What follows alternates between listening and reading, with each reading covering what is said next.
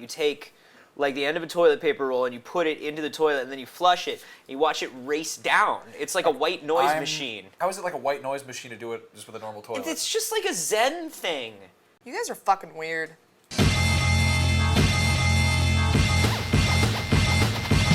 So yeah, that was my first E3. I just did that. That was awesome. You feel like a man now? I do. You feel like a man baby? This is the most manly I've felt since my circumcision. You've become a man baby. Too much. Too far. No, it's good. It's interesting because growing up and loving video games, when people started doing video coverage of E3, you're watching it every year and you're like, wow, this is it. This is like super mecha magical wonderland of video games, and it still felt that way, like being there.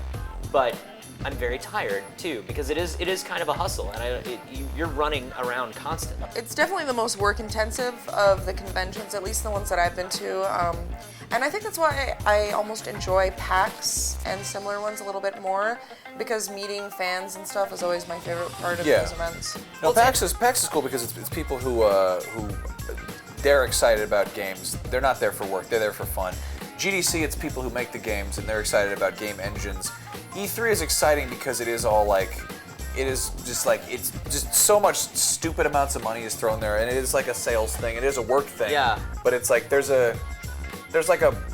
we work in this. This is business. It's such an odd mixture of people though, because you have people like us who are like who look, like the typical image of a gamer.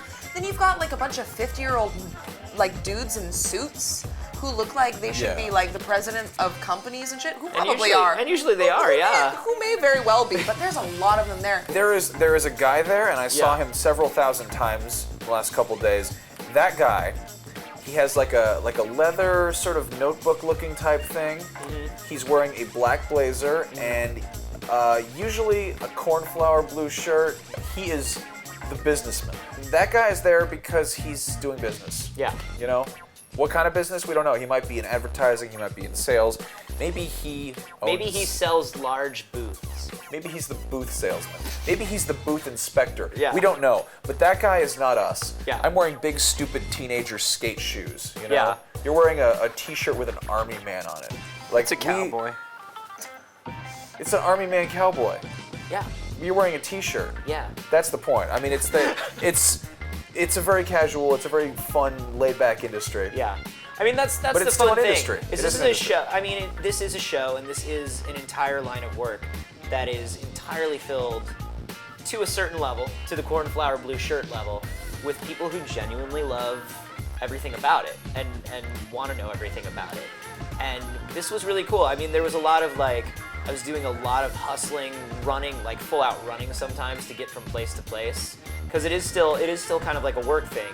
If you're not there on time for your appointment, you don't get in. If you're not there for the interview, you don't get in. Yeah. But it was just so awesome to be able to kind of like see all this stuff.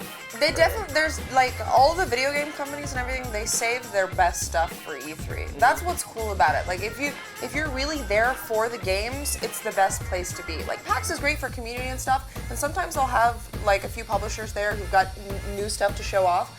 But for the most part, like E3 is really where it's at. I'd like to see that change a little bit, actually. I think I'm seeing that with Gearbox. Yeah. It seems like Gearbox is really putting their fans first. They showed off Aliens Colonial Marines at PAX East, and they took feedback from their fans. It was it's a free focus group, but at the same time, they want to make a thing that people who play games want to play. So I think there's a certain amount of information, like obviously to get people even excited about your game, to get people at PAX to want to see your game, there are things that you have to show people early. You have to get the press to like spread the word about your game and get people hyped up about your game. But I think we saw a lot of stuff at this show that could have very easily been shown at a fan event. Yeah, but like for big surprises and reveals like that, like look at Watch Dogs. They're not gonna reveal a game like that at PAX. Like I think it would be amazing if they did. Unless the timing is perfect, like because not enough of they can't guarantee that all of the gaming press is gonna be there. Mm-hmm. Whereas E3, like if you're in the gaming press and you're important and you're like trying to do a great job, you want to be at that event to cover all the hot spots. Yeah. Yeah. No, I mean, if you want to try and build viral buzz, I think that PAX is probably the way to do it, to actually get people who are there at the front lines of the the community excited. Yeah. As for just spreading the news as far as possible, E3 is where you do it. It's a trade show. That's what you do. The press conferences are hilarious. They're the worst part. How do they do that? How do they do that? Who are they for? It's Reggie. Who's watching these and being like, well, thank God they did that exactly that way, because that is how I want that presented to me. Reggie's a cyborg. Calling it now. He is a cyborg in the game Watch Dogs. The square area of his face, I just don't even. What is he made of? Meat? Meat. Didn't you get that? Didn't you read the wiki? Raw steak, actually. Yeah. I think they Reggie feeds him scientifically meat. determined that. Well, it was weird. We saw some things in these press conferences that were like, oh, okay. Like Sony. Sony had a pretty good press conference, right? And They then were cool because by they were comparison. well, they were yeah. professional about it. They And- released some things that we were excited about. They showed some things that were relevant to their audience, and then they showed like 20 minutes of Wonderbook. Like there was more demo of Wonderbook, and I like Wonderbook. So I know, fuck you're you guys. weird you're Don't weird talk about Wonderbook. Wonderbook. I don't want to get into Wonderbook because it's amazing. Sony's press But 20 conference. minutes when you only saw 5 minutes of a video game is weird. Sony's press conference was making out with a girl for 20 minutes, and then having her sort of sit up and go, "Did I ever tell you about the time my dog died?" That's what that was. That's how I felt Microsoft's press conference No, was. Microsoft's press conference was a funeral for someone's It was pets. just disappointing. That press conference, all I heard during that press conference is, we've got new hardware next year, we've got new hardware next year, we've got new hardware next year. Yeah, it was literally them just kind of grabbing for whatever they could until That the was like next a cycle. press release clearance sale. Yeah. That was like, It hey, really what was. if we hooked up your social media to your Kinect?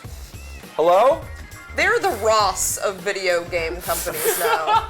That's no. And I love Ross, you guys. That's terrible. That's a Look, horrible thing. You can, It's got you, good can, you can pants. find some good things at Ross, but you gotta pick through that. You gotta pick through that bin. Hey man, I'll sit there all day.